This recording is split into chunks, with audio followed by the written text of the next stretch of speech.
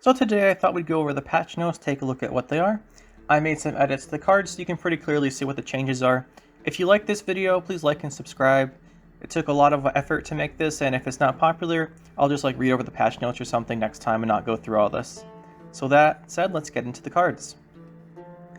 We have a Rakasvet going from 7 provisions to 5. I quite like this. Maybe Northern Realms can play this. You can set up the damage and do the kill the adjacent cards. It's a solid answer to Dolbothana Whisper. If it's really popular, you just throw this in your deck. At 5 provisions, you can usually set up the damage and it'll kill 3 of them, which would be quite good. Then we have Elephant Onion Soup.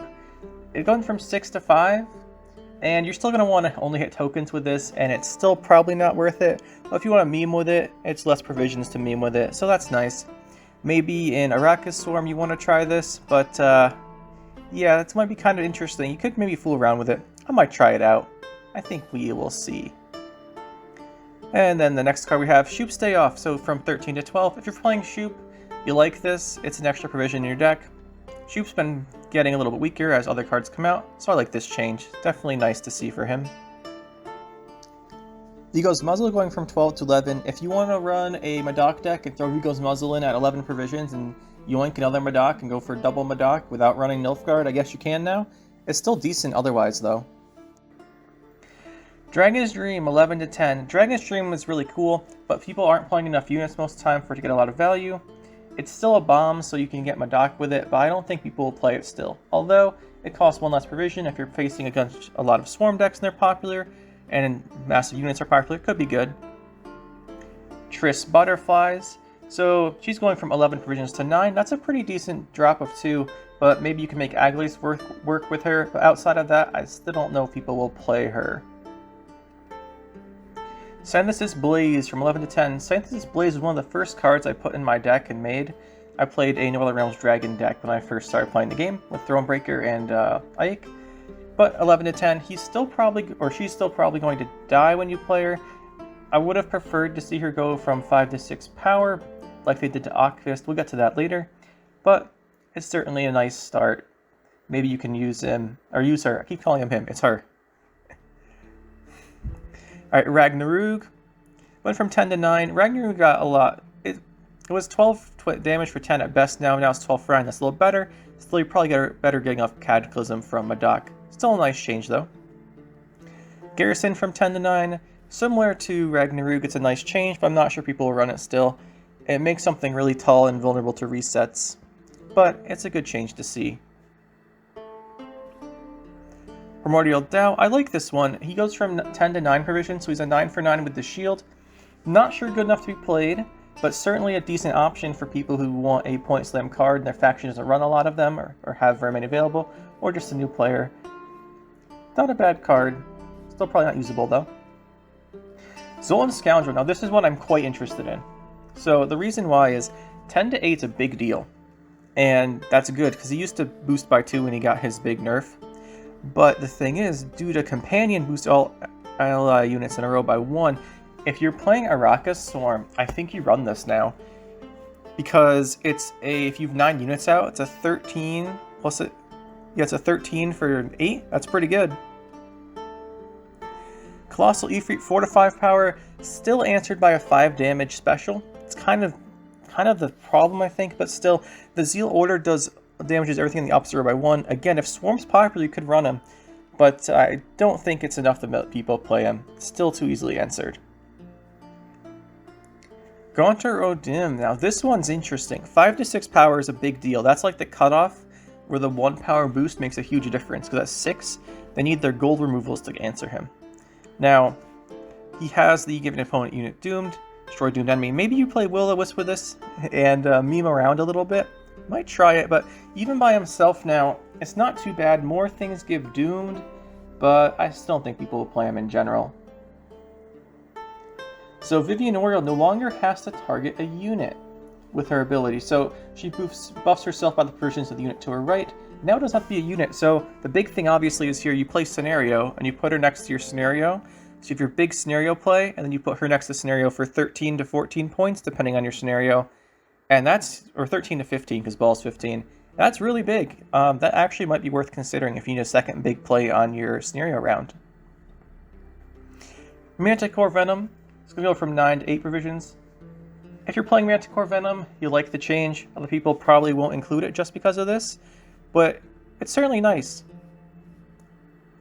Now this is one of the biggest ones in my opinion, especially for the neutrals. Trial of Grasses goes from 8 provisions to 6. What this does is it gives you access to a 6/6 damage removal on neutral. That's a big deal. So some factions don't have 6 damage removals, and you can just put in Trial of the Grasses if you don't need Devotion. You've got 6/6 damage, but you have to remember you have to kill a unit with a 6, which is what you want to do anyway. You're not going to 6/6 removal something that's not going to die. But especially in a deck that plays Witchers like Skellige. In Skellige, you have access to 3/6 damage specials now. Delirium across one body to hit 6. League of Scorpion now this is 6, and then it can boost your damage student or a Witcher by up to 12. That's good. Count Caldwell, going from 7 to 6 provisions. I guess you can run it if you want to consume it with monsters, for example. Seems like about the right power level for him right now. Definitely better. Tempest. Tempest is one of my favorite artworks for the premium, and it's going from 6 to 5 provisions. You damage 3 enemy units purify 3 units and damage them by 2.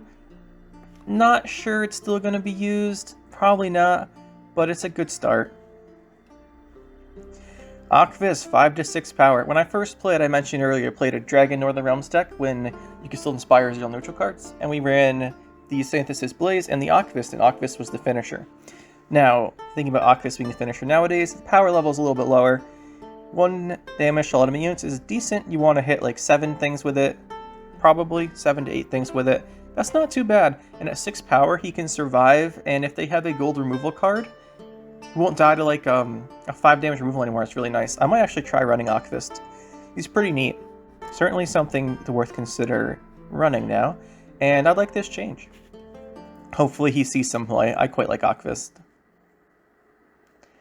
And the last of the neutral cards here, we have Rada. And she's going from 12 to 11. So overall, Shoop gets 2 provisions more. That's nice for Shoop decks. I think they need it. Their cards are no longer quite as strong as they have been. And if you're playing a Rada deck, say like Rada Elves, where you create an extra elf scenario, you like this too for the extra provisions. And that seems to be pretty good. But that'll do it for the neutral cards, and let's move on to the first faction. That's it for the neutrals. Into the monsters here. Caranthir will now only be able to spawn a copy of a monster unit with provision cost of 10 or less. I guess we'll mention here the cards being changed to above 10 provisions are going to be Mamuna and Bloody Mistress, both going to 11. You can no longer Caranthir either of those cards. That's probably a good thing. The Mamuna stuff has been kind of crazy, and then they had to do the hotfix to Bloody Mistress / Skirn of Floor. The one thing to mention here is that Koshe is still at 10, Hikimore Queen is going to 10, Ruin is going to 10, and Plague Maiden is going to 10.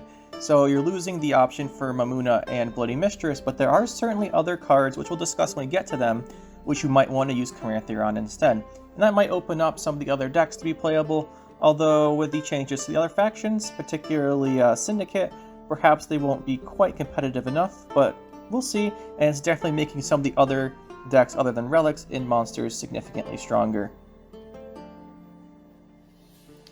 Now we have Ruin, I mentioned going to 10. This is really interesting. Ruin's very powerful if you get him going. At 10 provisions, you don't have to pay as much for him. The issue with Ruin is that when Madoc and Northern Wind is popular, and Graveyard Banish is popular, he's not super good. Although the good thing about him is he kind of dodges Squirrel in the Graveyard Banishes because he summons from your discard pile at the end of the turn. He's just weak to Northern Wind. But other than that, being able to Caranthir him now, or still being Caranthir him, definitely a good option.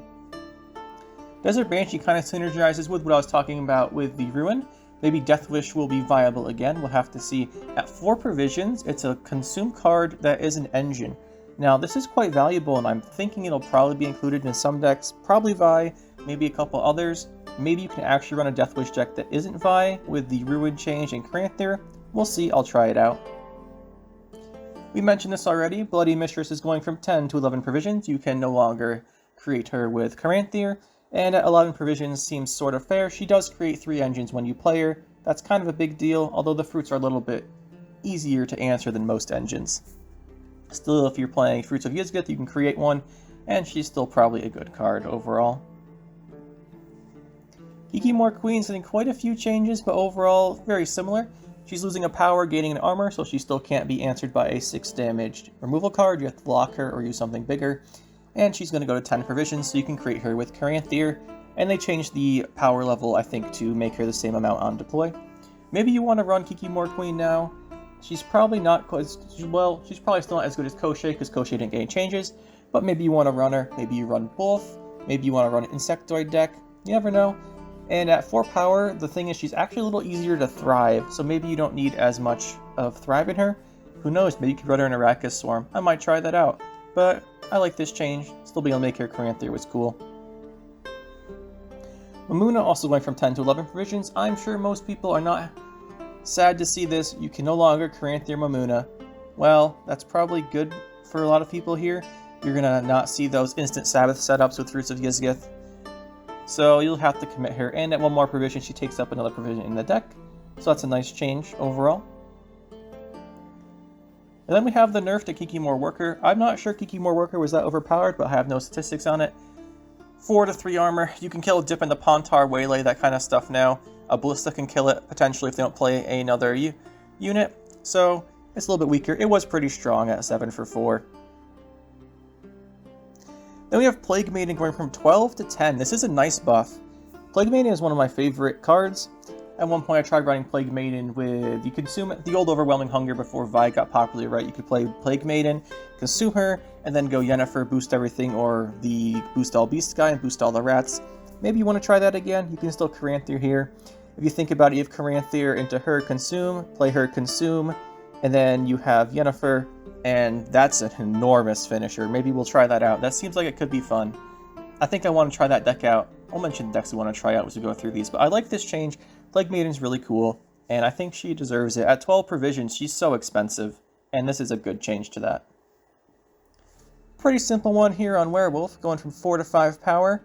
It's probably good. It's going to power corrupt quite a bit, and immunity on it isn't too big a deal unless you're playing a full immunity deck. Now we have Emerlith getting a power and a provision buff, so maybe now you run him.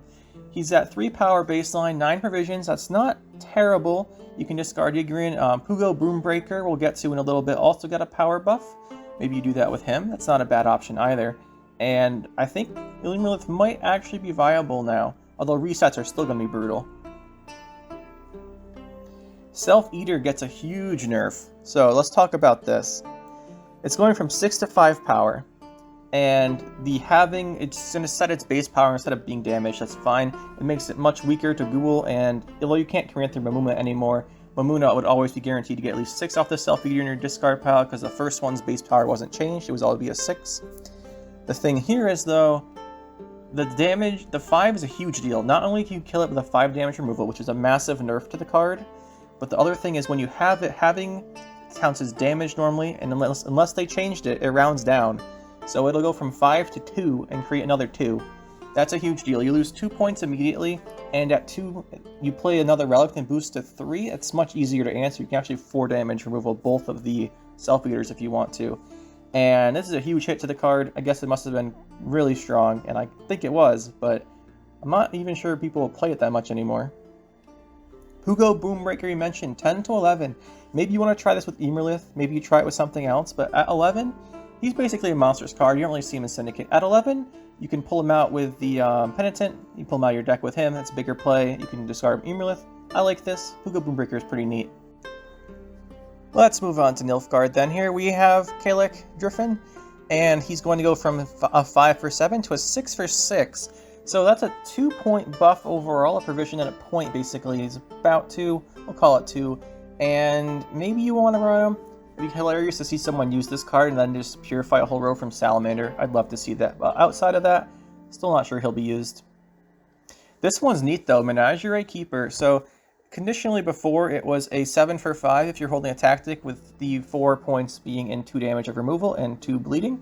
Now though, at 4 provisions, it's certainly a strong card. I'm definitely going to be swapping out a couple of my 4 provision cards in stuff like the Serenova Hyperthin deck when I have tactics to run this card.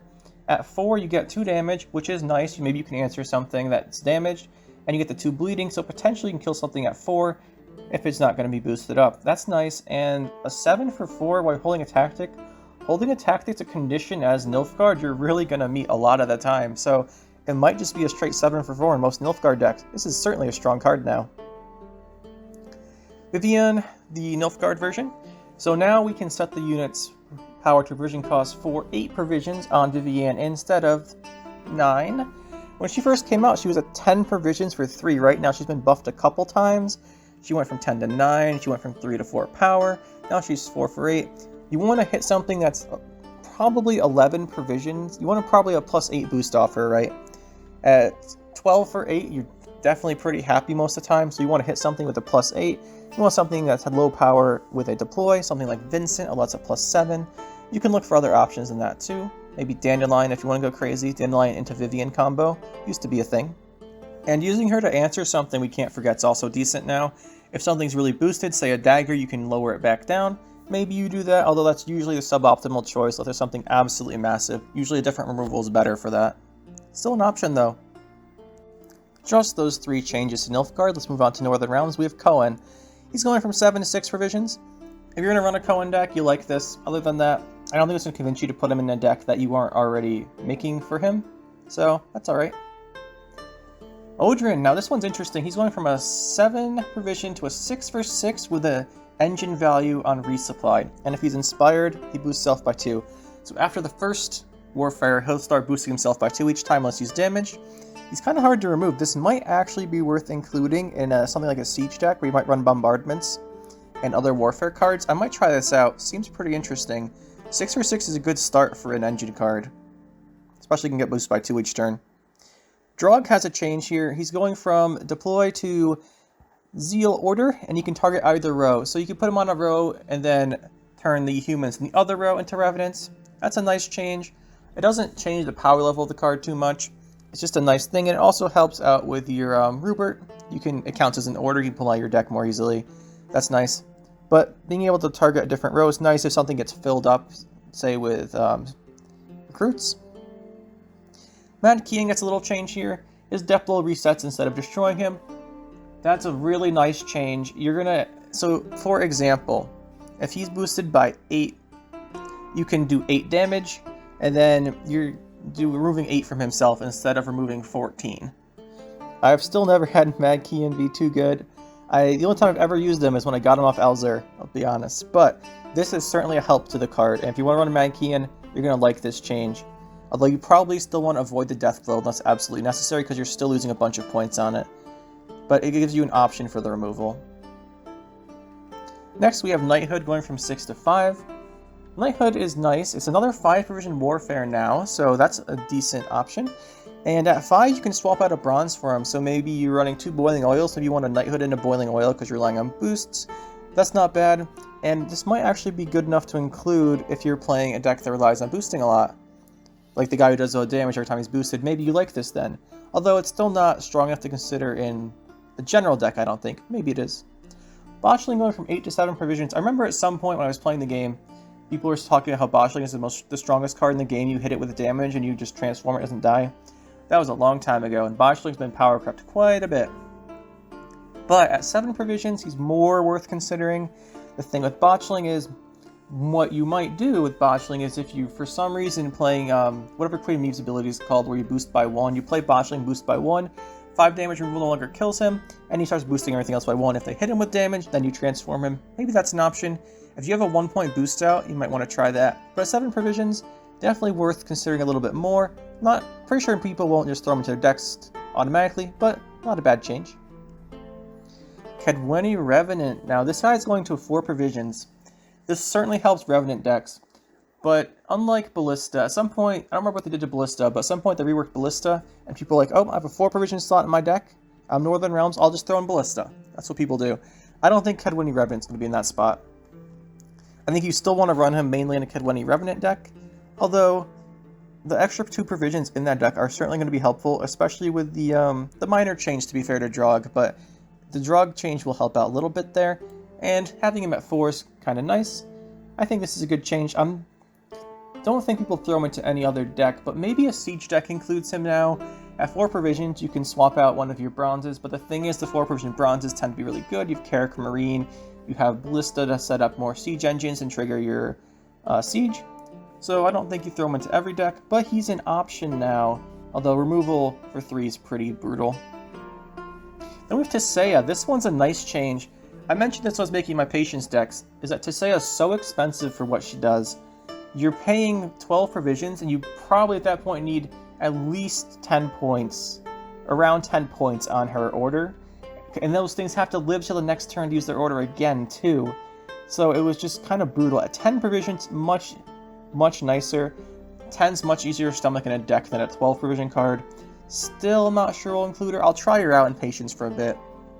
Maybe she's worth including now.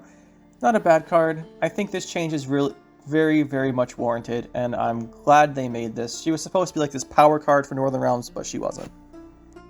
Next we have Ancrate Blacksmith, losing an armor and a provision, so he's easier to remove at 4 points, or 4 power, but at 4 provisions you can include him as a nice 4 provision card. Warriors, this used to be the old Ancrate Blacksmith right before he was rework, and I like this. He's stronger overall. Still not a warrior though, so you can't play him with War of Clans. It's probably a good idea not to have him at a warrior, but he's a nice 4-point engine you can throw down now, and then if he dies, it's not as big a deal. Now we have Heime's Spearman. This is a change I'm actually really excited about. Let's get into it. So, she comes down at 6 and does 2 damage to herself and an enemy. So it's a 6 for 4 on deploy. That's okay. The reason I like this is one of my favorite cards from Price of Power so far was the Singer, the Skellige card that heals 2 and spawns the Siren. And you play Singer on this card, and that's actually really good value. I'm going to be including the Singer in the Dagger deck. I think this is a good addition, and well, she's already in the deck. I'm including the Spearmaid in the deck and try that out. Because if you do that combination there, it's worth quite a bit of points, and you need the damage set up for the Singer sometimes if you're not running a lot of it. I like this change. Now we have Herald. He damages himself instead of the unit you play back with him. They said it was more lore-wise, and it might help them with interaction. Sure, it's the same thing overall, basically. I like this. It's fine, not a big deal. If you're bringing back an engine, you definitely appreciate the engine not taking the damage, although there aren't really that many. Then we have the Crow Clan Preacher. This one's actually nice. 4 provisions on her. At 5, she just felt expensive a lot of the time, but you were forced to run her if you're playing Gedeniath, because you really needed her for the engine value on the alchemies. At 4, much nicer. I don't think you're going to run her outside of Gedeniath alchemy decks, but it's much easier to consider running her now if you want to, and this should help out those decks because they were fairly weak overall. Heime's Scald ability is now ranged. I've mentioned this myself quite a few times, that you don't want to have Scald in your last hand because you're forced to discard with him, and that you should have an option to not have to do that, and they're doing it. So they're adding the ranged ability. If you're playing melee row, he will not discard. Melee or ranged is really the row you want him row locked to. I'm sure they knew this when they did it, because all the things you discard that summon back come back to the melee row, the Skirmisher, and the Morkvarg. And if this was melee locked, your melee row would get really full really fast, and you'd be vulnerable to row damage. This is a great change. I think I've suggested this myself like 3 or 4 times now, but I'm glad they're doing it. Certainly nice, and a good help to Skellige overall. Now we have a couple interesting ones. Svangi Tirsek. So he's going to go from 8 to 7. 8 to 7 is one of the biggest deal cutoffs in Skellige. At 7 you can pull it with Blood Eagle. Pulling him with Blood Eagle is a pretty big deal, because you can damage something with the Blood Eagle, then pull him, and that damage thing could get you to 3 Bloodthirst, and he plays for 11 for 7. That's certainly strong, and I think he'll actually be played now.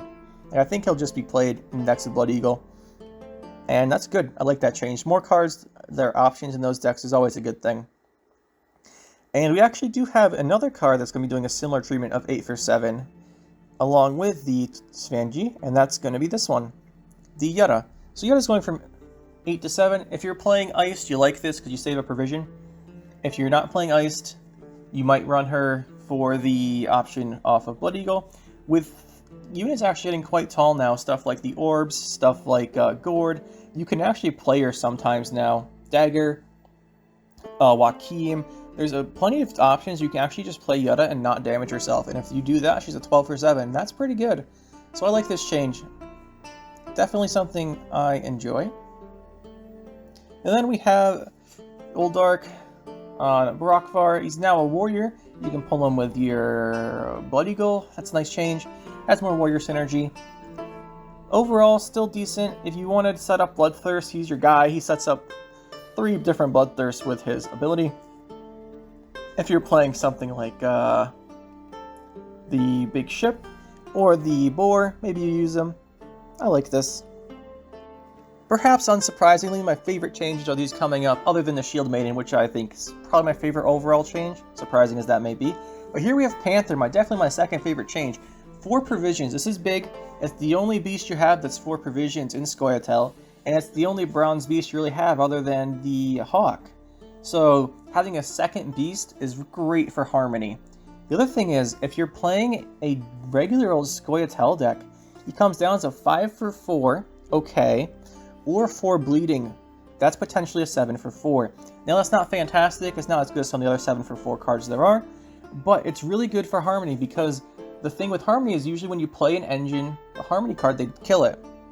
So you play your Trained Hawk, it's at 3, it dies, and then it procs everything else's Harmony that needed a beast to kill it. Now you play Panther, you can play Panther, proc all those Harmonies again because you don't have a beast, and play the Panther. I really like this change. It doesn't make the card overpowered or anything by any means, but it will certainly be decent for Harmony because usually you want 2 cards of the tag, one with the Harmony and, well, preferably both with the Harmony, but you want 2 because when they answer one, you can trigger the Harmonies again if the card dies. Now we have the Dryad Ranger. It's going to damage enemy unit by 2 instead of 1. They're reverting its nerf from, I don't know, like 8 months ago, a year ago. It used to do this. It wasn't that big a deal. They removed it because it was a 5-on-5 Harmony engine, and Harmony was really strong back then. Now, Harmony is really weak, and this doesn't help it too much, honestly, because unless you're killing something with a 2 damage, which is kind of hard to do, although you can set it up easier with the bleeding from the Panther, which you're probably going to be running now. You can do that, and the other problem is if you're damaging something by 2 and giving it poison, that damage is completely wasted if you poison the card. So that doesn't help too much. But overall, it's a very small buff. I guess helps Harmony a bit. Another Harmony card. Now, I play Harmony a lot, and Harmony is my favorite archetype. But I don't run Cirsa. I just don't. It's not worth it. At 8 provisions, her Harmony is kind of not very valuable because she's only 4 points. She dies. She's a Dryad, the most common unit type that has Harmony, so you're not getting a lot of value from that. You don't need Dryads. Her deploy does 2 damage. 2 damage isn't a lot. Now you have the same damage back on the other card. And the Death Blow boosts you in your hand by 2. It doesn't do anything immediately, but it's okay. At 7 provisions, still, I'm probably not going to run her. The only reason you might consider her is that it's easier to set up the Death Blow with Panther being in your deck for the bleeding. Maybe that's worth including her for that. The 2 buff in your hand is nice because a lot of your engines are going to be 4 or lower. You can buff 1 to 6. That might be an option. But overall, I still don't think people will use her. I might try her out, though. Our last Scoia'tael change, then, will be Ithne. She is going from 5 power to 6. She got a buff in provisions earlier, too. This makes her a little bit stronger the turn you play her. That's a nice change, I guess. If you're playing Aglace, you have this, and maybe you run Triss Butterflies now with her buff. Maybe that deck's a little bit more viable. Overall, though, I don't think many people will be trying this out. Although, it's a good change to start with, and it certainly helps out Aglace decks. And lastly, we get the Syndicate, which received absolutely no nerfs to any card in their entire faction. But let's take a look at what they decided to buff instead. We have this card here. The targets no longer have to be adjacent for Firesworn Swarm. This is nice because you can target 3 different things. It was kind of annoying because they never have damage things next to each other unless you set it up, and then if you set it up, you're not building Swarm. So this is nice. You can get much more easily to spawn the Firesworn Zealots. That's a good change.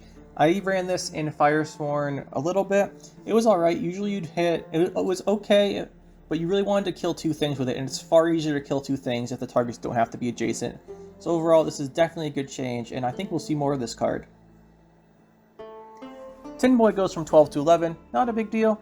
If you're running a big finisher tribute card, you can run Tin Boy, you can run Zavala and get his Frightener.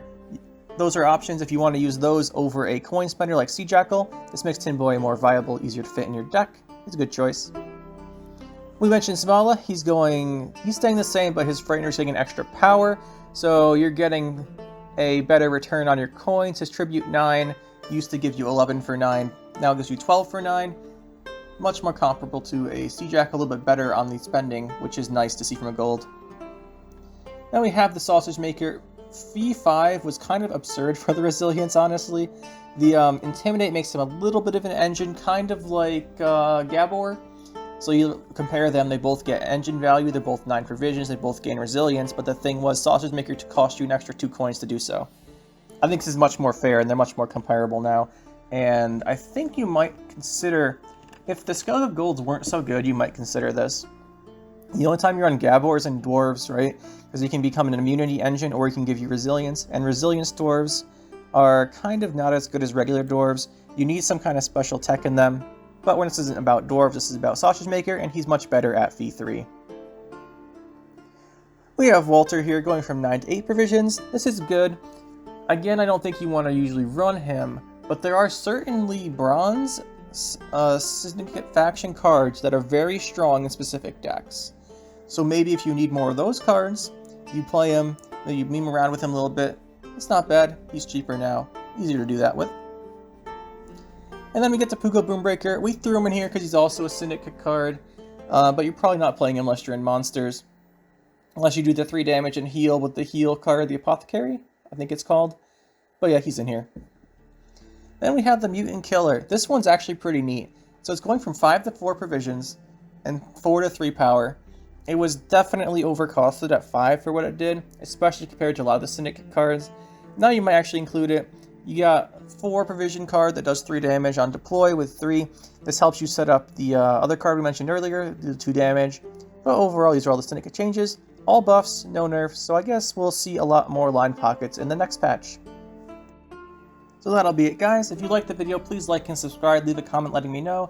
This took a lot more time than it would have if I just read through the patch notes or didn't make anything about it, just mentioned it in the decks. If you like it, please let me know and I'll do it next time. And yeah, that's it. So we have Relics Monsters getting absolutely crushed with 4 big hits. Self-Eater getting destroyed. We'll see if people still play it. And then we have Syndicate again, no nerfs. I guess that's a common theme with Syndicate.